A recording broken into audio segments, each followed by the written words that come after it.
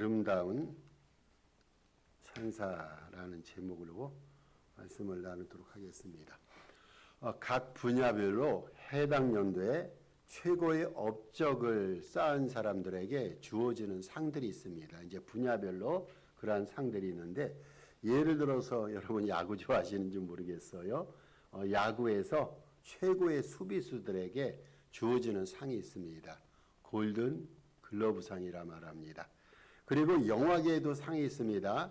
연기력이 출중해서 많은 관객들에게 심금을 울리고 감동을 주면서 뛰어난 연기력을 선보인 배우에게 주어지는 상, 오스카상이라고 있습니다. 여러분 많이 들어보셨죠?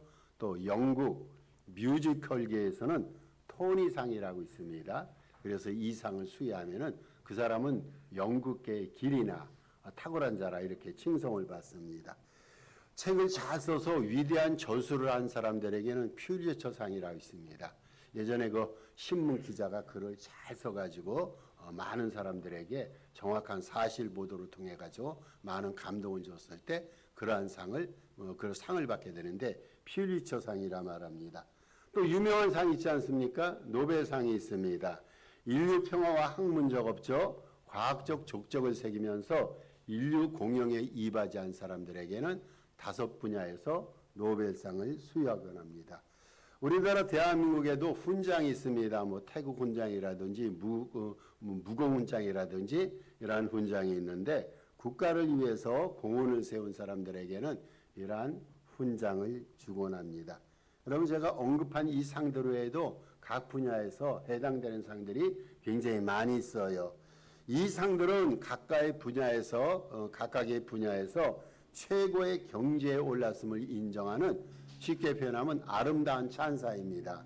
오늘 설교 제목이 아름다운 찬사인데, 상을 받는다든지 어떤 사람으로부터 인정을 받았을 때 그 사람에게 인정을 받았다는 것은 그만큼 찬사와 갈채가 동시에 주어졌다는 뜻입니다. 그런데 너무나 감사하게도 우리 신앙세계에서도 이러한 상들과 같은 아름다운 찬사가 있습니다. 신앙생활을 열심히 하며 주님의 일을 최선을 다해서 감당할 때 우리는 하나님으로부터 인정을 받고 찬사를 받습니다. 각 분야에서 전문가들로부터 칭찬과 인정받는 거 얼마나 중요합니까? 내가 그 분야에서 뭔가 일가견을 이루었다는 증거가 됩니다. 그런데 하나님께서 우리의 믿음을 보시고 주님의 일을 하는 우리의 모든 모양새를 보시고 주님께서 우리에게 아름다운 갈채와 찬사를 보내시는데, 주님으로부터 이러한 인정을 받으면 얼마나 좋겠습니까? 주님뿐이 아니라 또 공동체에서 모든 지체들이 저 사람은 위대한 주님의 일꾼이야, 이러한 찬사를 보낸다면 주님의 일을 하면서도 일할 맛이 나고 그 일을 통해서 하나님 앞에 큰 영광을 돌린다, 이러한 마음의 뿌듯함을 느끼곤 합니다. 그런데 오늘 본문에 보니까 이러한 공동체와 주님의 리더들로부터, 특별히 사도 바울로부터 아주 위대한 찬사를 받은 사람이 등장합니다. 이 사람이 누구입니까? 에바브로디도입니다. 6자로 되어 있어갖고 외우기가 쉽지가 않아요. 에바브로디도인데 이 에바브로디도의 이름의 뜻이 있습니다. 에바브로디도의 이름의 뜻은 거룩 찬양 경배입니다. 아마 이 사람은 세상에 엄마가 이렇게 뱃속에 잉태해놓고 그 아버지와 부모가 하나님 앞에 기도하면서 이 아들은 하나님 앞에 거룩하고 찬양 가운데 경관 가운데 드리는 아들로 드려야겠다 하는 의미 속에서 이러한 이름을 짓지 않았나라고 생각이 됩니다. 여러분, 에바브로디도는요 빌립보 교인 가운데 한 사람입니다. 이 사람은 정말로 그 교회에서 열심히 일했던 사람이에요. 빌립보 교회에서 사도 바울을 위해서 헌금을 하는데 그 헌금을 누가 전달하는가? 지금 빌립보라는 지역의 교회에서 바울이 로마의 감옥에 수감되어 있을 때 거기서도 복음 사역을 하는데 바울을 돕기 위해서 선교 헌금을 했어요. 근데 그 선교 헌금을 보내기 위해서는 이 사람이 신뢰받을 만한 사람, 그리고 손이 깨끗한 사람이 돼야 되는데 에바브로디도가 그 교회에서 선발이 돼서 사도 바울을 향해서 떠나게 됩니다. 그래서 이 사람은 바울을 만나서 바울을 시중들기 위해서 그 교회로부터 로마에 파송이 되었던 사람입니다. 그런데 이 에바브로디도가 로마에 온 지 얼마 안 돼서 병이 걸리게 된 거예요. 성경은 이 사람의 질병에 대해서 뚜렷이 상세하게 보고를 하지 않습니다마는 죽을 병에 걸렸습니다. 백방으로 치료를 했는데 효용이 없었어요. 에바브로디도는 로마에서 사도 바울을 시중 들다가 그제 죽을 지경에 처하게 됐습니다. 이러니까 얼마나 걱정이 많았겠어요. 바울도 걱정이 되는 거예요. 그리고 이 에바브로드를 파송했던 빌립보 교회도 그 소식을 듣고 모두가 근심과 걱정에 처하게 됩니다. 바울도 근심으로 열심히 기도하고 빌립보 성도들도 열심으로 기도를 하게 됩니다. 너무나 감사하게도 하나님께서 기도를 응답해 주셨어요. 기도를 응답해 주셔서 이 에바브로드가 죽을 병으로부터 낫게 됩니다. 그래서 이 소식을 이제 사도 바울이 알리기 위해서 에바브로디도를 다시 빌립보 교회로 보내게 되는 거예요. 로마에 와서 사도 바울을 섬기면서 죽을 병에 걸렸는데, 그래서 성도와 바울이 염려와 근심 가운데 기도했는데 하나님이 기도를 응답해 주셔서 에바브로가 살아났단 말이죠. 그래서 에바브로디도를 사도 바울은 다시 원교회인 빌립보 교회에 보내면서 그 교인들 사이에 근심과 염려가 바뀌어 기쁨으로 충만할 수 있도록 배려를 해줍니다. 여러분, 이 에바브로디도는요, 사도 바울이 이렇게 언급을 합니다.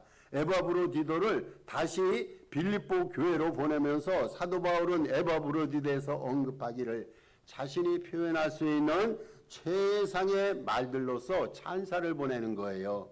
원래는 그 빌립보 교회는 아닙니까? 근데 로마에 와서 병들어 죽게 됐는데 하나님께서 병을 고치시자 사도 바울은 에바브로디도를 다시 빌립보 교회로 보내면서 그냥 보내는 것이 아니라 그 빌립보 서신을 전달을 하게 하고 또 에바브로디도에 대해서 사도 바울이 아주 귀하고 좋은 말로 찬사로서 언급을 하면서 에바브로디도를 보내게 됩니다. 여러분, 대사도인 사도 바울로부터 이러한 굉장한 찬사를 받았다면, 격찬을 받았다면 에바브로디도는 정말로 주님의 인정받는 주님의 일꾼이 아닙니까? 그 당시에 바울만큼 유력자가 어디 있어요? 신약 성서에 13권을 저술한 사람이고 살아생전에 살아있는 상태에서 하늘나라 가서 사람이 이르지 못하는 천사의 말을 가지고 우리 주님과 대화를 나눴던 천상의 경험, 신비의 경험이 있던 바울이 아닙니까? 그런데 이러한 바울이 에바브로디도를 격찬하는 거예요. 격찬. 보통 찬양하는 것이 아니라 격찬을 합니다. 인간이 표현할 수 있는 최고 말로 이 에바브로디도를 격찬하면서 다시 빌립보 교회로 보냈단 말이죠. 바울로부터 칭송을 받고 인정을 받았다면은 이분이야말로 에바브로디야말로 거룩한 분이고 하나님 앞에 경배를 드렸던 대단한 주의 일꾼이라 이렇게 표현할 수가 있습니다. 저는 오늘 이 본문 말씀을 함께 여러분에게 설교로 말씀을 드리면서 저와 여러분 모두가 우리가 주님을 섬기면서 주변 사람들로부터 더 나아가서는 하나님으로부터 정말 인정받는 그러한 일꾼이 되었으면 좋겠습니다. 주님이 인정하시고 교회 지체들이 인정하는 이러한 주의 일꾼이 될 때 얼마나 본인에게도 기쁨이 되고 영광이 되고 이 하나님 앞에 얼마나 긴 기쁨을 하나님 앞에 드리겠습니까? 이 시간 에바브로디도를 향한 사도 바울의 찬사를 통해서 정말로 우리가 되어야 될 신앙인의 존재됨은 무엇인가, 어떻게 우리가 믿음 생활을 하고 어떻게 주님의 일을 하는 일꾼이 될 것을 한번 교훈받도록 하십시다. 에바브로디도를 향한 바울의 찬사가 오늘 우리 주님께서 이러한 찬사를 동일하게 우리에게도 주시기를 바랍니다. 첫째로 사도 바울은 에바브로디도를요 나의 형제라 불렀어요. 나의 형제. 25절에 다 나옵니다. 사도 바울은요 에바브로디도를 뭐라고 표현하면 이 사람은 나의 형제다. 나의 형제라. 혈연관계가 아닙니다. 그럼에도 불구하고 바울이 이렇게 형제라 불렀어요. 여러분, 사도 바울이 형제라 부르는 사람은요 제한이 돼 있어요. 아무에게나 형제라 부르지 않습니다. 바울은 자신이 사랑하는 사람들, 자신이 존경하는 사람, 그리고 자신과 친밀한 관계에 있는 사람에 대해서는요 나이 차이를 떠나서 형제라 부르는 거예요. 신분 관계 그리고 직위 고하 이것을 떠나서 사도 바울은 형제라 부름으로써 그 사람을 높여주었단 말이죠. 여러분, 형제란 단어는요 이게 높음이라는, 그 사람을 존경하고 높인다는 그런 의미가 내포가 되어 있습니다.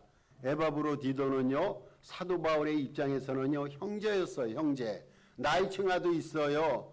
여러 가지 면에서 업적이라든지 공적 차이도 있어요. 그럼에도 불구하고 바울은 에바브로들을 이 사람은 나의 친구다 이렇게 높여줬단 말이죠.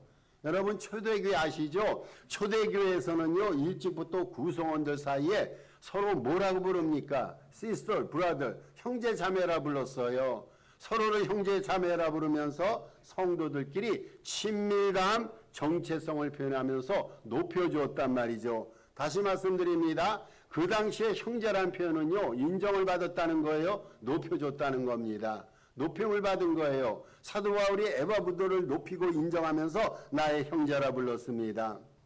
믿음의 대상이신 하나님은요 어떤 분입니까? 우리가 믿음의 주여 온전케 하시는 이인 예수 그리스도에게 늘상 우리가 경배할 영광을 돌립니다. 우리 믿음의 대상이신 하나님은요 우리 모두의 하나님이에요. 임목사만의 하나님이 아니라 여러분 모두의 하나님입니다. 그리고 우리 하나님께서는요 저만의 아버지가 아니라 우리 모두의 아버지예요. 여러분 하나님은 우리의 아버지예요. 나의 아버지가 아니라 우리의 아버지입니다. 사도신경에도 우리라는 표현을 합니다. 우리의 아버지입니다. 하나님이 우리의 아버지라면요 우리는 어떤 관계입니까? 우리는 서로 간의 형제 자매란 말이죠. 여러분 이것이 그리스도 안에서의 가족관계예요. 저와 여러분은 형제관계입니다. 여러분 사이도 형제관계입니다. 이 형제라는 단어 속에는 인정한다는 표시가 있어요. 높임이라는 의미가 있습니다. 형제들입니다. 그런데 형제들을 특징 짓는 것들이 몇 가지가 있습니다. 여러분 아무나 형제인가요? 아무나 형제라 부를 수 있어요? 아니에요. 여러분 형제가 되기 위해서는요 가져야 될 몇 가지 특징들이 있어요. 첫째로 우애입니다. 그리고 사랑입니다. 용서, 이해, 관용, 인내, 그리고 가족애입니다. 여러분 이런 것들이 없이 우리가 형제자매라 부를 수가 있어요? 서로 이해하지 못하고 관용하지 못하는 사이가 형제 사이입니까? 여러분 서로 간에 사랑이 없고 용서가 없는 사이가 이것이 과연 형제 사이가 될 수가 있을까요? 형제 사이가 되려면요 지금 말씀드린 이러한 특징들을 우리가 가지고 있고 유지해야 됩니다. 모든 이론과 원칙은요 형제 사랑에서 기초합니다.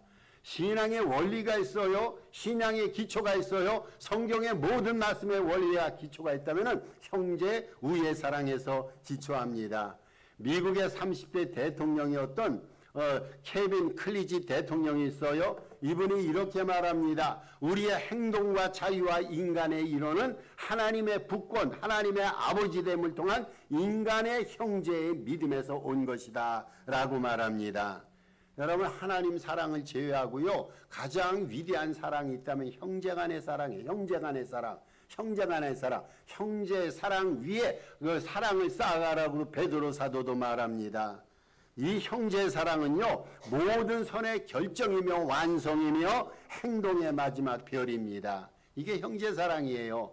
이러한 형제 위의 형제 사랑을 우리가 주님으로부터 선물로 받았어요. 여러분 우리는 어떤 사이라고요? 형제 사이예요. 우리는 자매 사이예요. 우리 아버지는 유일하신 하나님 아버지가 되십니다. 따라서 우리는 금년 한 해에도 앞으로 이후의 날도 형제 우애의 마음을 가지고 주님과 지체들에게 좋은 일꾼, 좋은 성도로서 피차 안에 인정을 받는 그러한 역사가 있어야겠습니다. 두 번째로 바울은 에바브로디들을 이제 뭐라고 부르면서 인정해 주냐면 함께 수고한 자 이렇게 부릅니다. 함께 수고한 자.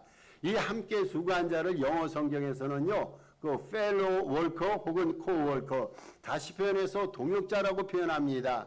여러분 사도 바울은요 에바브로디들을 뭐라고 표현하냐면 나의 형제라고 표현했어요. 그리고 이번에는요 이 사람은 나의 동역자라는 거예요. 이 사람 나의 동역자.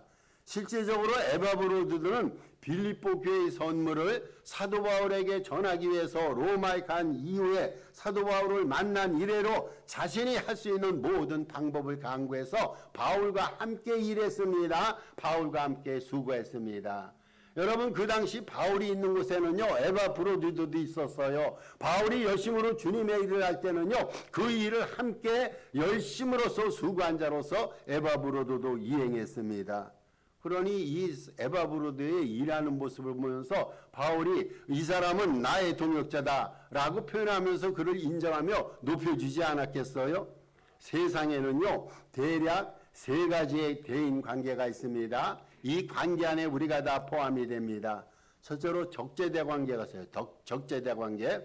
두 번째로 경쟁자 관계가 있습니다. 그리고 세 번째로 중요한 것은 동역자 관계가 있습니다. 이 관계 속에 모두가 다 들어갑니다.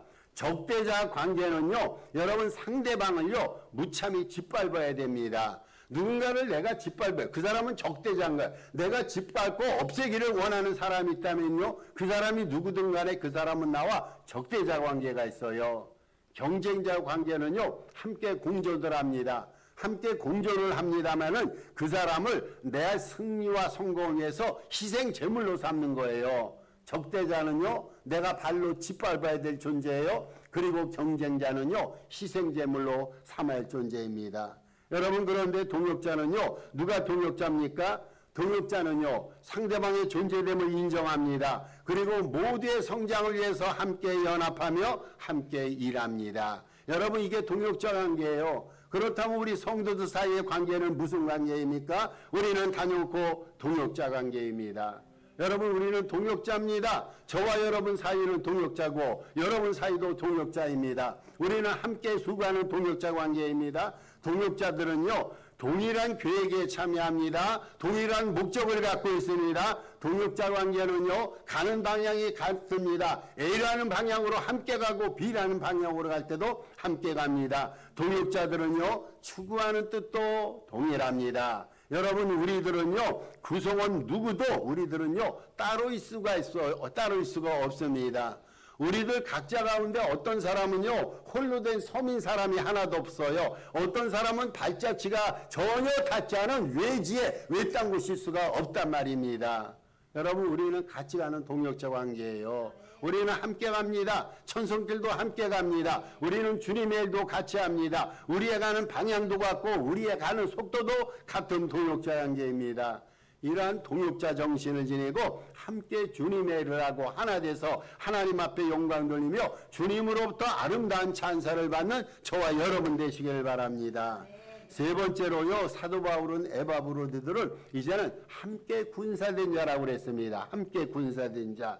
함께 군사된 자라는 것은요, 전쟁터에서 목숨을 걸고 함께 싸우는 전우를 말합니다. 전우. 총뿌리를 맞대고 죽이는 적대 관계가 아니라 함께 싸우는, 함께 목숨 걸고 싸우는 전우란 뜻입니다. 사도 바울에게 에바브로들은요, 함께 된 군사 전우였단 말이죠. 그때 사도 바울은요, 전쟁을 벌이고 있었어요. 총칼 들고 싸우는 전쟁이 아니에요. 화살 갖고 싸우는 전쟁이 아니라 사도 바울은 주님의 일을 하면서 아주 치열한 영적인 전쟁을 벌이고 있어요. 영적인 전쟁. 에베소서 6장 2절에 말합니다. 우리의 싸움은 혈과 육에 대한 것이 아니요 정세와 권세와 세상 주관자들과 악의 영들에 대항해 싸운다 그랬어요.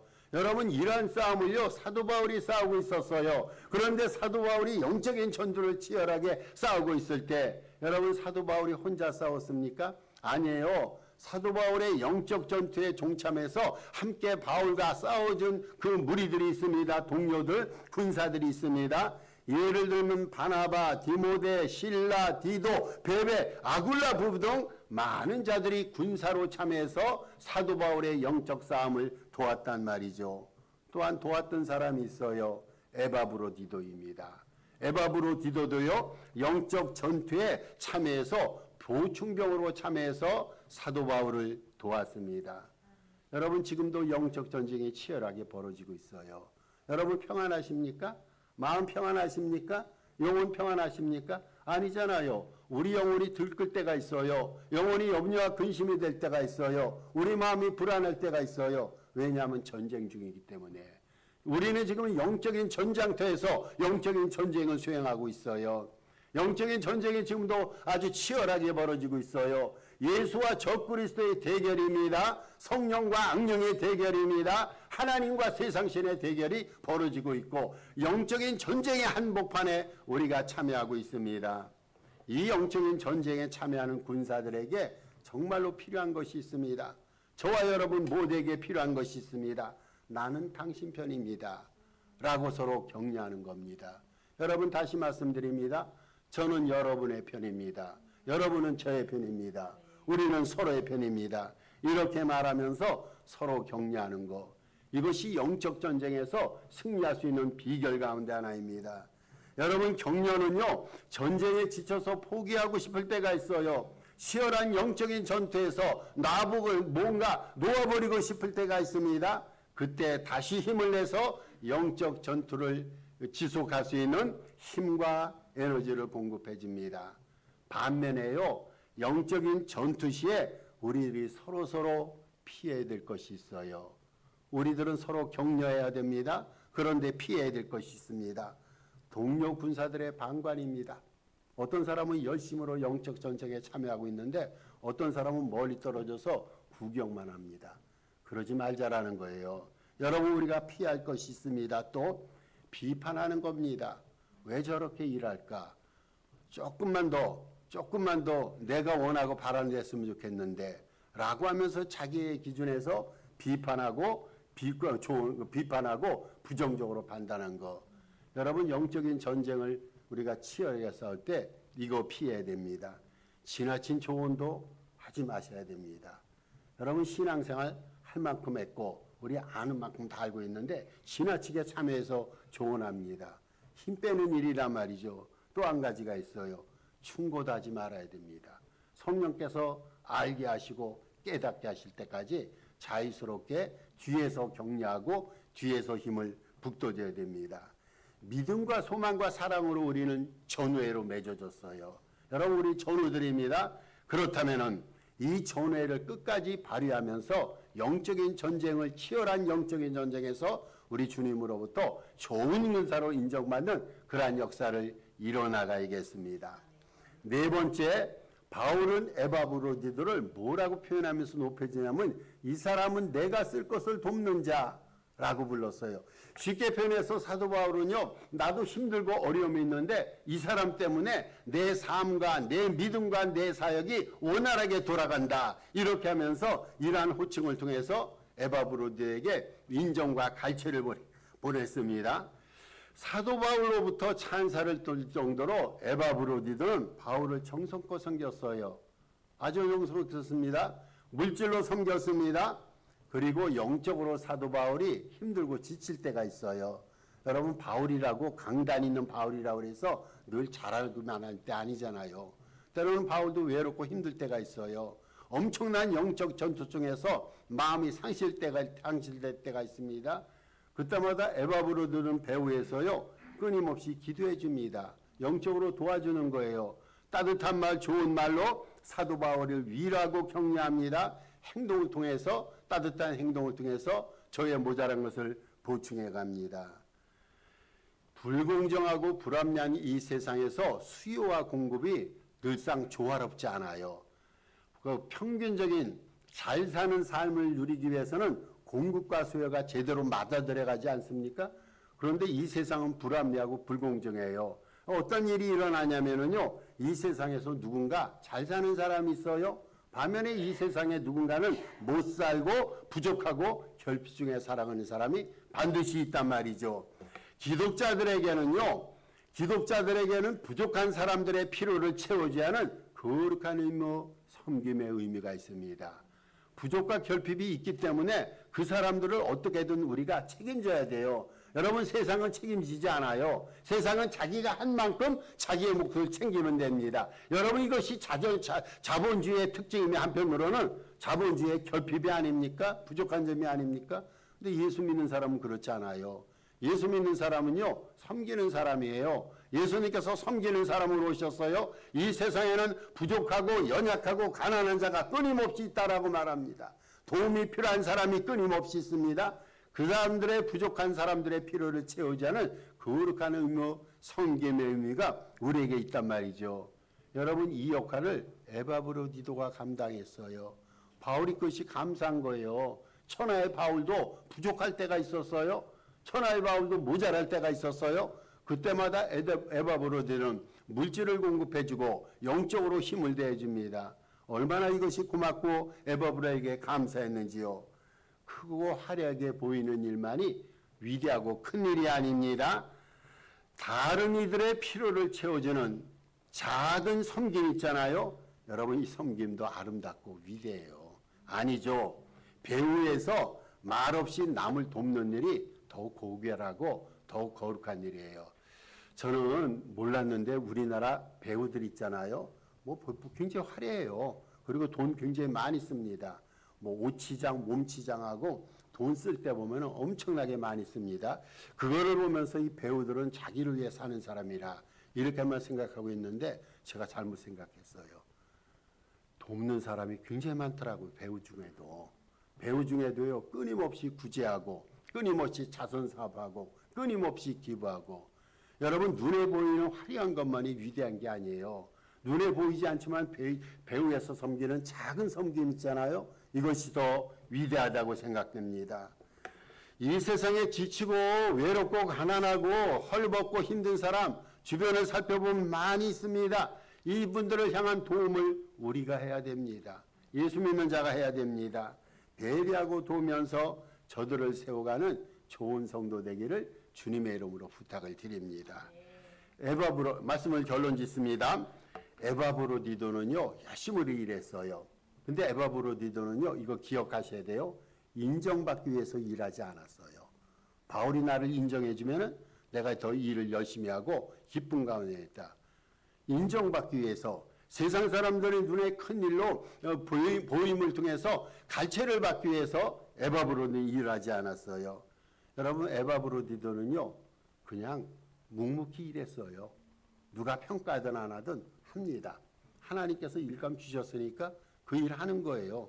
하나님께서 맡기셨으니까 이건 내가 해야 될 일이라 생각하고 사명의식 가지고 일을 했습니다. 묵묵히 일했어요.